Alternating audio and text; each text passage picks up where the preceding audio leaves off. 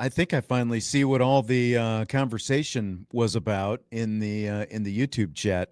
As we start hour number 2 of Budweiser's Weekday Sports Beat with IrishBreakdown.com, I hit this Colin Cowherd cut that we're going to be talking about here in a little bit, and apparently it played in the YouTube stream. So that's what all the conversation was about. Not that anyone listening on the radio cares, but how's it going over there, Bobby? It's going really good. I'm glad you pointed at that you because muted me last week. I know. I had like several insults that I threw at you. Yeah. And everybody's like, well, we can't hear good Bobby. Points you thought you were making, and you were off mic the whole time. Yeah.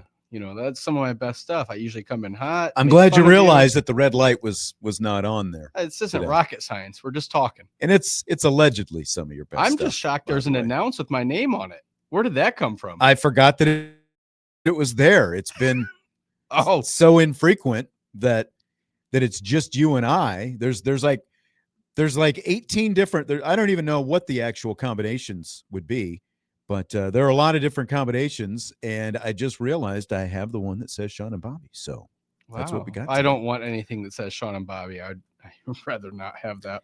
Before we cut out of the last hour, we were talking about Jesse and his wedding next week and, getting ready for all the dancing and the party. Irish for Life 99 says, are we all invited to the party? If you're in the Canton, Ohio area next week, a week from Saturday, October 4th, stop on by probably around 6 o'clock or so. Place should be hopping. Little reception going on. That's where you'll be. That is where I'll be. I'd hope. That's right. Have the game recording, and no, I won't be watching the game during any of the wedding or the festivities or any of that. I was going to ask, so when you record a game or you have to play something back, do you accidentally get spoilers? Do you purposely avoid social media, your phone, or what do you do? Because you get a lot of texts all the time. Avoid it as much as possible, but does it work? You know how, there's just no way, because I'll be on my phone at some point and I'll see what's going on.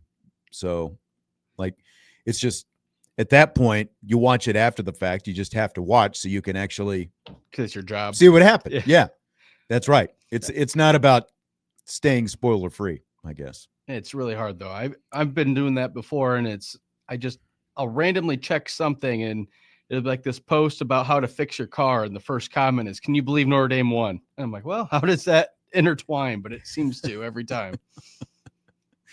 There you go. Tommy Guns has got a surprise for me. Appreciate that, Tommy. Every week. Let's do a little bit of rapid fire with Bobby Hensley, Sean Stiers. Jaden Greathouse finished last season with 592 receiving yards. On a scale of 1 to 10, what is your confidence Greathouse will exceed that this year? I'm going to have to put it at 2, because he has 41 yards right now on 2 receptions through 3 games. And the only reason I'm saying a 2 is because you don't know what'll happen. He might break a couple big passes and he might be fine. He might get some yards later, but I just don't see it happening. I'm confused at why this is a question. I think a guy through 3 games, 41 yards shouldn't even be. Will he get to 500? I doubt it. I'm kind of doubting it at this point. I thought that coming into this season, this was going to be a pretty easy number for him to get to. I think everybody thought that. We thought that Greathouse was going to be a big, important part of the offense through 3 games. That hasn't happened. Now, as we saw in the playoff run last year, that can change in an instant, because, think about it. Most of what he did in the Penn State game, half of it came on the one catch in the fourth quarter, sure. And then everything kind of happened all at once, it felt like, in the Ohio State game, in the national championship game as well. So there's still 9 games left to go in the regular season. I'll put this at a 3. Maybe I'll say I'm a little bit more confident than you, but as of right now, so you're agreeing with what Joe Allen says, a 3. So nobody's saying a 0. They're all saying it's possible. Yeah. But what happened to that momentum that he John had is very confident. It's a 10. Well, he must have bet the over preseason then. I think it has mostly to do with the way they're operating with CJ Carr at quarterback, because of the turnovers that we heard about, the interceptions that we heard about during training camp. think a lot of that happened in the middle of the field. The slot receiver is going to operate predominantly in the middle of the field. So, there's a lot more of those kind of targets that now there are other things you can do still to get him involved if that's what you want. But again, like that's the safety gets involved in those kind of things. And I think as a young quarterback, you're probably trying to avoid some of that kind of stuff. There have been some opportunities that he's had where he hasn't quite reeled some in, but there, like there was the late pass that he got. I'm not putting that on him by any means, but I think as of right now, where they want the offense funneling with CJ Carr still developing and learning, I just don't think that the slot, we did see a little bit of Will Pauling last week, who again, like the other slot receiver. So Pauling was involved. I think that there will be some opportunities, but I'm just not very confident that he gets in the vicinity of 600 yards. Like I think where he's at right now, probably be happy if he even ends up with 4 or 450 at this point. Well, yeah, I think one game, if he could have a breakout game, that would change this over-under that you kind of asked. It would change everything, but I think you'd be excited just to see the end zone and have more than 2 catches through 3 games. I just can't believe it, because I was like, this is a weird question for Sean to ask, because it seems like he's almost forgotten about in the rhythm of the offense right now. So I don't know where that momentum went from the end of last year. I thought that he'd be coming out, that he might emerge a little bit more, especially for a rookie quarterback, throwing across, some short passes, and maybe he breaks a couple. But I just don't see anything out of him that would inspire that he would have over 400 for the whole season. So I don't know why you would even have this as the over under, because so basically, yeah. So what you're saying is like he's not even in the ballpark. He's hardly even sniffing the ball. So why are we even talking about this? Well, I guess I just wonder if you're just asking, like trying to keep him relevant and have people remember that he's around. But I don't see anything about him or his explosiveness that's this year inspiring that he'll have that many yards. I've got you. I'm Tenzin. I'm the son of Ang. Says, let's go 10 personnel, baby. Let's just get all those receivers on the field. Chuck the pigskin. That's right. See what they can do. I can't go out on too many limbs. I've been pretty good with my over-unders the last couple of weeks, but there's no what over-under? There's only been right. overs. Like there's no been unders. Greathouse isn't even going to show up at this point because he hasn't seen the ball enough. Like they're not even going to put a line out for him. That's true. He's number 4 target probably in the receiver room at best. Yeah. ND Forever 72 in the YouTube chat asks, how confident am I if for some reason, and it's not happened yet, the offense has an off day, this defense could win them a game? I would say, let's see, there are 9 games remaining, including this weekend against Arkansas. So on a scale of 1 to 9, I would go 1. As of right now, Navy would be the only game that I would be confident in, because you don't have to worry about the pass game like you do the other opponents with Navy. Like Notre Dame is actually pretty solid against the run. So that would honestly be it. They've look, until they show the corner, until they turn the corner, they've shown nothing that says they're even close to turning a corner defensively, unless you're going to, use the second half against Purdue last week as your example. So I'm not confident in that right now. I think that's an interesting question, because what would your answer have been before the season? Probably at least a 7. Yeah, that's exactly what I was thinking. I was thinking it was higher towards 10. And it might have even been an 8. Yeah.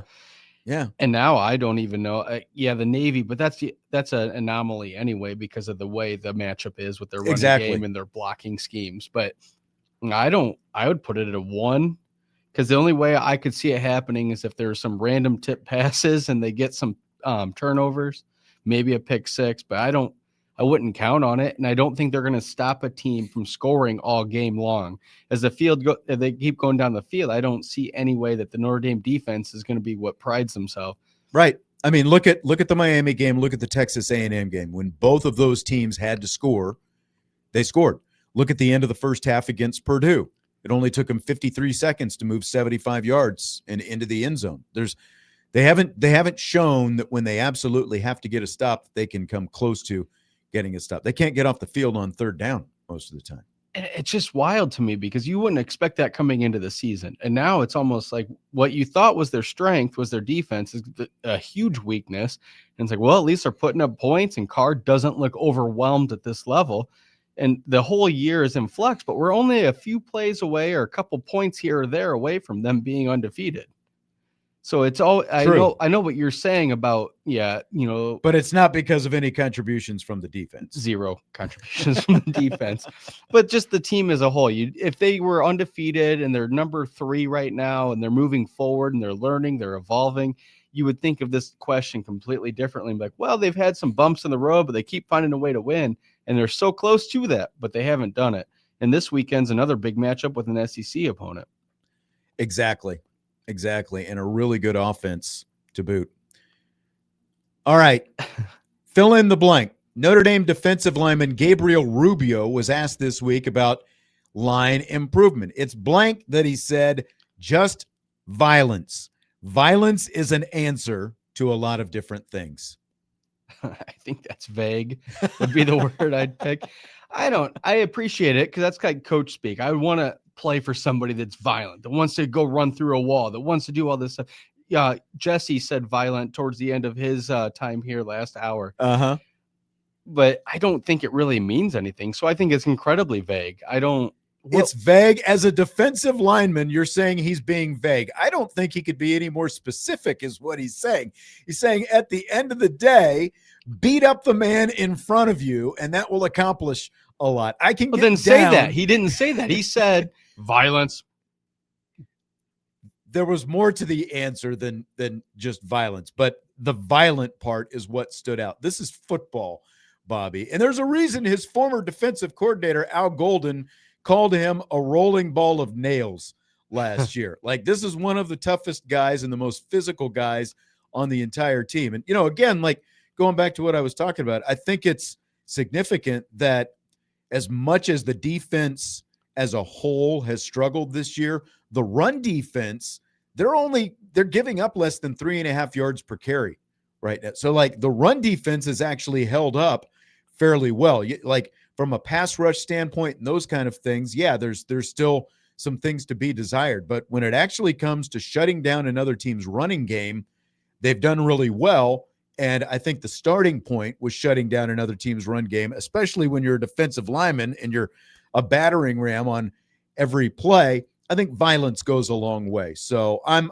in on this answer. I'm digging the answer from Gabriel Rubio. What do you mean it's vague? Come on, Bobby. It's like the chat. Do you even watch football, Bobby? It's at least a fun answer. I don't know. I would rather have more specifics about what we're going to do. Just violent, I don't know. Like, to me, it's like fun. It's good. What is a defensive lineman supposed to tell you about, what exactly shredding blocks, getting in the hole, going to stop at everything? Because he also talked about hit them hard, hit them high, sticking your cleats in the ground and doing all this kind of stuff. But, it's like not moving backwards. Let's just keep moving forwards. Doesn't that momentum downhill, that kind of stuff. Doesn't violence just sound better than sticking your cleats in the ground at the end of the day? Like, wouldn't you rather hear that as an answer from a football player?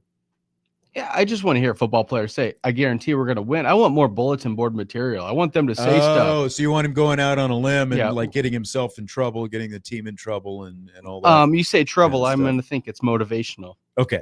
Bobby, here's what Jeremiyah Love had to say about the Wildcat formation he ran this week against Texas A&M. I hope this meets your standards. I know standards are very high in terms of what players are saying, apparently. Quote, "You've just got to keep practicing it, keep doing it, evolve it into more than just running the ball, I believe. Like some misdirection or whatever it may be. Coaches, that's their problem to think about." End quote. That is blank. I think that's a violent reply to no. I think it's accurate. The coaches are the ones that come up with the schemes, especially as a running back running the Wildcat. He's not going to be calling it or whatever. They got to already have it in place for him to know what to do. So it's accurate, but the Wildcat, I just think it's a gimmick that might be outplayed, like overplayed. We're just done with it. If you need a guard, there's other ways to do it. Completely agree with that. Now, Mike Denbrock said this week that the specific reason they ran Wildcat against Texas A&M was because of specific looks that Texas A&M gave that made that, make sense. I like what Jeremiyah Love is saying, though, because it's what we've been saying as well. Evolve it into more than just running the ball, like some misdirection. Like that's, if you're going to keep doing it, that's the element that you have to add to it, whether it's bringing a receiver in motion and then Love takes the snap, fakes a handoff to that receiver, jet sweep. So you've got the defense following that to the left, say, and then Jeremiyah Love takes off to the right, kind of like what we talked about last week with some of the whiteboard stuff. I was just saying, I don't have my whiteboard here to help illustrate it. To put it up all, yeah. I think there's so many reasons why that could all work. One, you get to decide if you're in zone or man. Two, true, you're doing a different wrinkle that they haven't seen before. Three, you could add something new to the whole thing by throwing it back to Carr, who might be able to throw a pass or something. Right. Almost like in the Tebow era. Philly special or whatever it happens or whatever to be. you want to do. And then the last thing is if you only need 1 yard, you could also maybe pull them off sides, because as soon as you move motion, one of those linemen that's ready to run downhill, because I think you're coming right up the middle, they're going to jump off sides and you snap it, and then you got a free play. So there's so many reasons why I think that the Wildcat can work if it's evolved. But as it is now, just snapping it to a running back and right up the middle, I think it's one of the most giveaway plays for an offense that they can possibly do, because everybody knows you're just going right up the middle.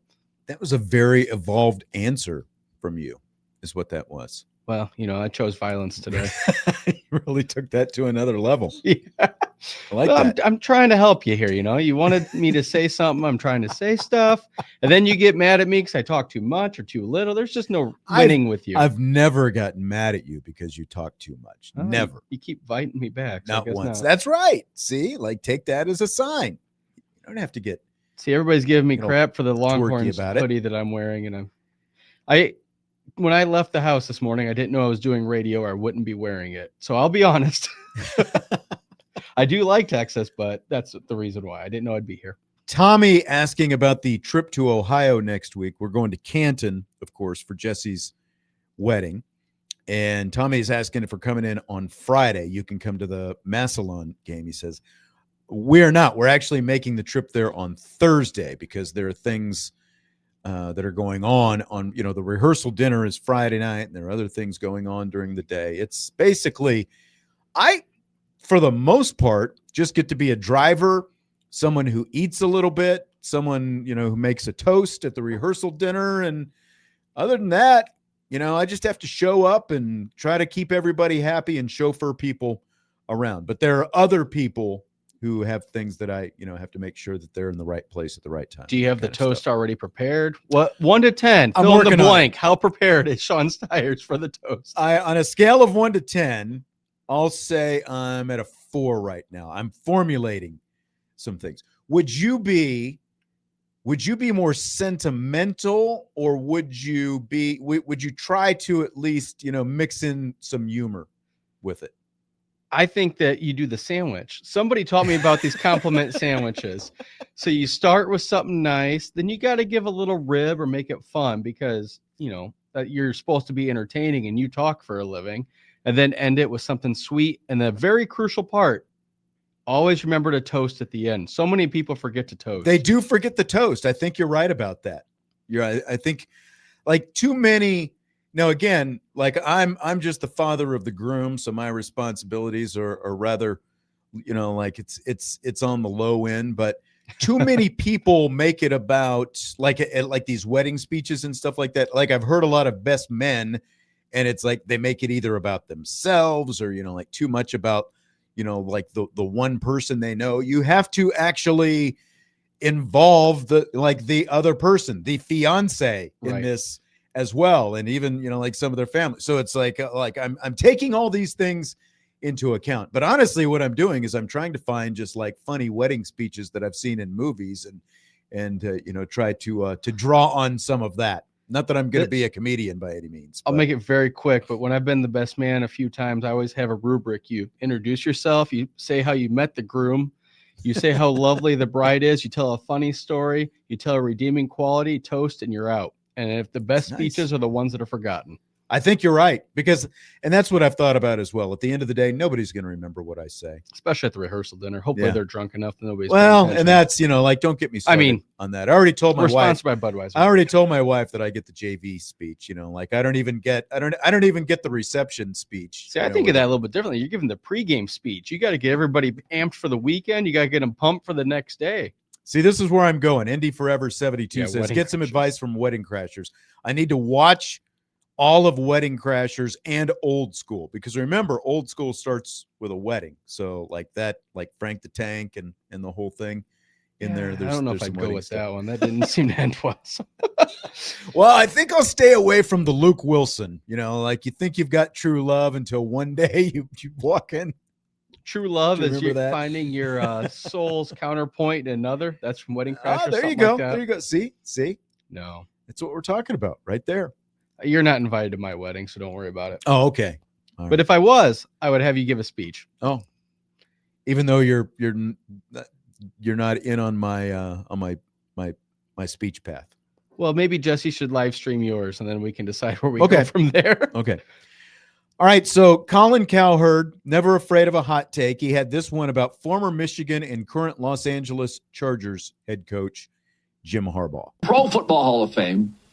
And then there's the College Football Hall of Fame. But I was thinking this morning that if you combined it like basketball, and it was there was a Football Hall of Fame, you could count college and pro. I would make an argument today.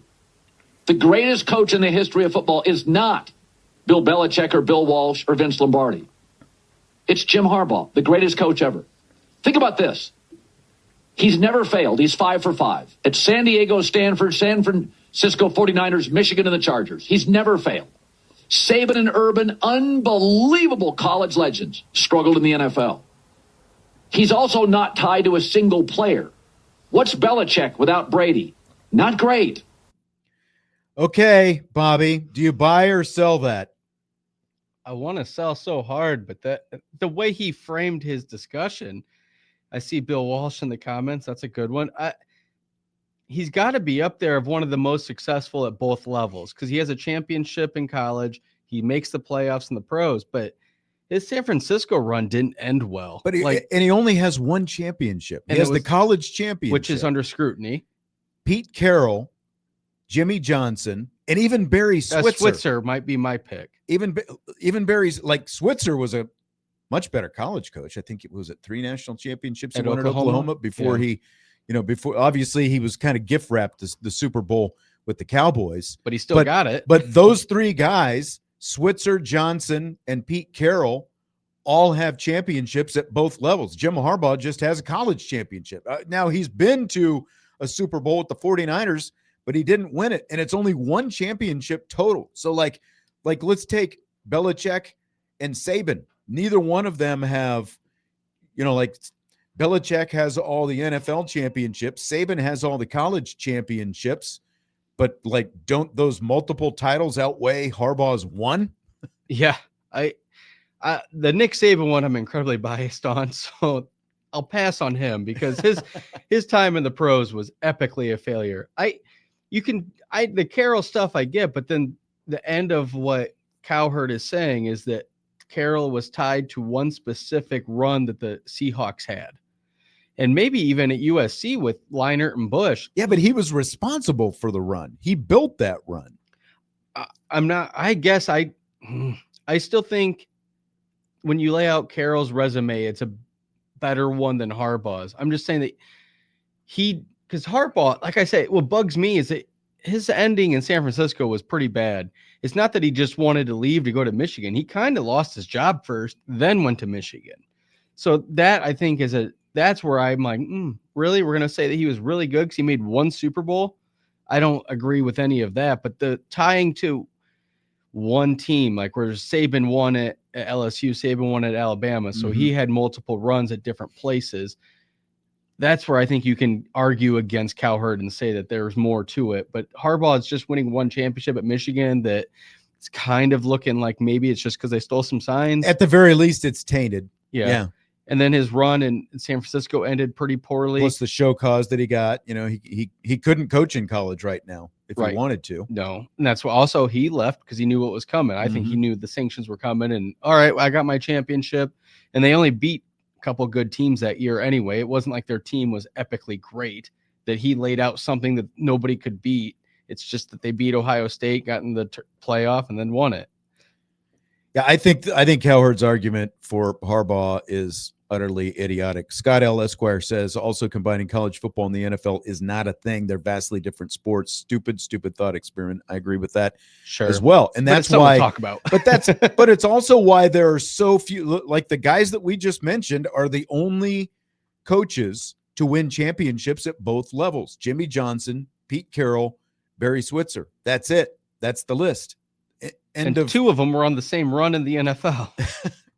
What do you mean on the same Jimmy run? Johnson, Barry Switzer, both with the Cowboys. Oh, yeah. Because again, like if Johnson sticks around with the Cowboys, there's obviously a complete argument that the Cowboys might win 4 straight Super Bowls if things don't blow up between him and Jerry Jones. I'm not saying it's an absolute that it would have happened, but there's a chance that it did because things like the Switzer taking over and the his lax nature compared to Jimmy Johnson and personality differences.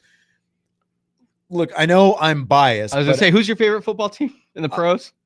But look, Jimmy Johnson was elite at both. And again, like could not stand the man when he was at Miami, Right. but when he takes over my pro team and leads them out of the gutter into 2 quick Super Bowls and, again, like would have won more most likely had he stayed on. So let me ask you this, bench cut. I can't talk today. We will Jim Harbaugh, Jimmy Johnson, Pete Carroll. Who you starting? Who you benching? Who you cutting between those 3? I guess I'm starting Jimmy Johnson because, like, you convinced me. He's done great work. He even took the U from on the verge of being championship, actually winning the championships and being a perennial contender through shady methods. True. But then he went to the pros, parlayed that into the pros, got his championship there. So I'm starting him. I'm benching Pete Carroll because he's good. I want him at just in case Jimmy's not doing something. I got Pete Carroll ready to put in, and then I could get rid of Harbaugh really easy. His whole time it made himself a brand and a personality. I don't think he's as good as the perception of Harbaugh. I think his brother's better than him. I do too. I think that his brother, who obviously has already won a Super Bowl, I think that he could, like if he were to coach in college, I think that he would be running, a year in, year out championship type contending team if he was in college. Well, even right now, Harbaugh's in San Diego or Los Angeles Chargers. He got Justin Herbert in a ready-made team. I don't know how he keeps falling into these ready-made situations that he doesn't really have to architect anything. He just inherits and wins with what he's got because he already has a talented group. So I'm ready to cut him. Yeah, I'm in the same boat. I'd start Johnson. I'd bench Carroll. I would cut Jim Harbaugh. And it's not because I don't believe Harbaugh isn't a good coach. I do believe it, because like the path that Cowherd outlined, it's like, yeah, he did have a lot of success. I mean, he's the one who built Stanford, handed it off to David Shaw, and they were good for a while. They were perennial. Yeah, after that, because of the blueprint that he laid out. Yeah, he turned around the 49ers, got him to a Super Bowl. And yeah, he won a national championship with Michigan. He has had success everywhere he's gone. They're probably going to be really good, the Chargers this year, based on the way that they've started so far. But I can't put him in front of these other guys when you're talking about combining the NFL and college, because he only has the championship at one level and it's only one title. I guess if you really want to give him compliments, is he one of maybe the best professional player to turn into a coach? That would be a different argument. Him, I think Ditka is up there. But Ditka didn't do anything. So I'm saying the college NFL hybrid. Like doing both. Yeah, okay. Right. Yeah. Ditka obviously won a Super Bowl. I would say for sure. And he's a Hall of Fame tight end. In terms of guys who played and coached it at both levels and had so but now we're putting a lot of qualifiers on it. Exactly. But there's that you could at least argue that. And I don't like Harbaugh, but he did have a decent NFL career, and he coached both levels at a high level. So to fill in the blank, Bobby, Chiefs and Ravens both play this weekend. They're both 1-2. It's blank.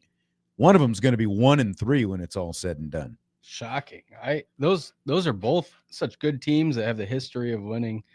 I know a lot of people don't like Mahomes. They've gotten Mahomes fatigue, but he still finds a way to win those big games. He just hasn't this year. And then the Ravens, they might be the most talented offensive team, and their defense is pretty solid. So it's kind of shocking that one of them is going to be 1-3. I would never have guessed that coming into this.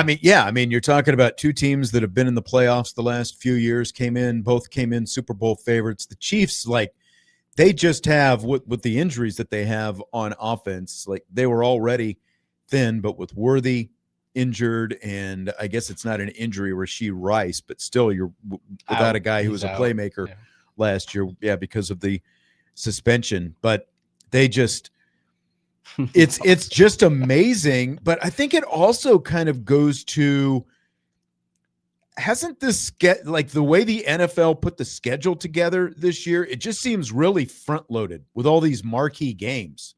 Like, as much as anything, like just the level of competition these teams have had to play, because the Ravens have already played Buffalo.